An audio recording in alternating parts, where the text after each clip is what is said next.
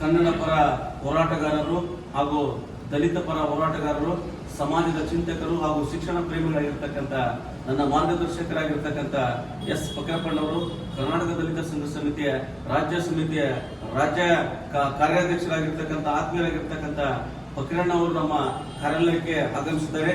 ಈ ಒಂದು ಕಾರ್ಯಕ್ರಮ ಏನು ಅಂದ್ರೆ ಮುನ್ನೋಟದಲ್ಲಿ ನಡೀತಕ್ಕಂಥ 7ನೇ ಕನ್ನಡ ಸಾಹಿತ್ಯ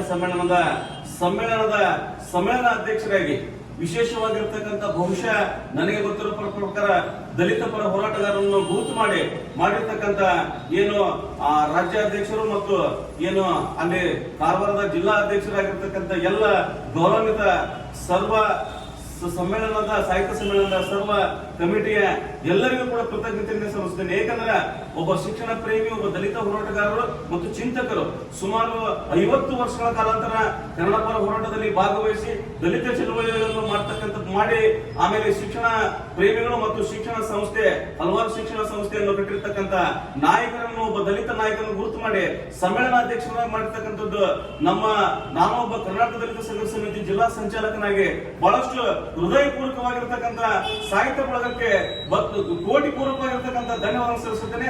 ಜೈ ಹಿಂದ್, ಜೈ ಕರ್ನಾಟಕ ಮಾತೆ. ಬರಬ್ಬರ್